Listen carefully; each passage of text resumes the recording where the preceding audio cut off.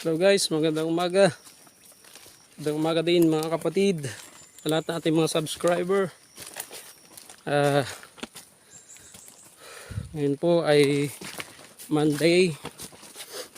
Sa farm na naman po tayo.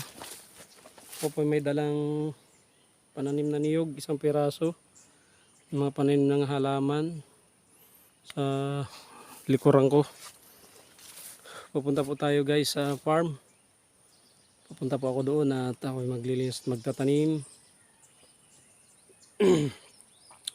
mga 12 minutes to lakadin guys pagka magaan na aking dala. Pero mga 15 hanggang doon sa aking tinataniman ng farm. Pagka matindi pa naman. Pero kadami talaga ang tanim. Mahalaga ay tayo nagtatanim. May aanihin. Sabi sa Biblia guys, kung may tinatanim, may aanihin. So mabuti ang ating tinatanim, mabuti rin ang ating aanihin.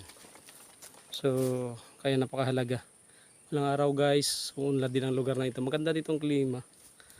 Ano po dito nagpapag minsan. Okay.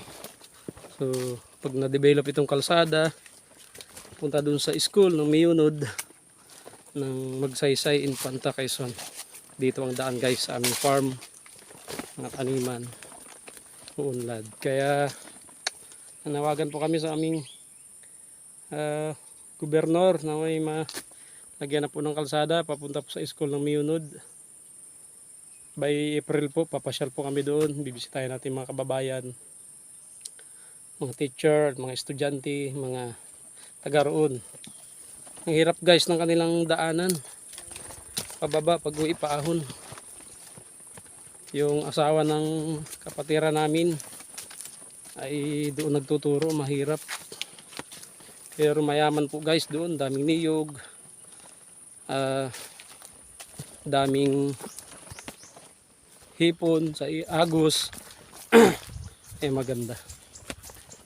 Salamat guys sa inyong panonood. Narito ako. Mamaya ay magbibideo pa ako para sa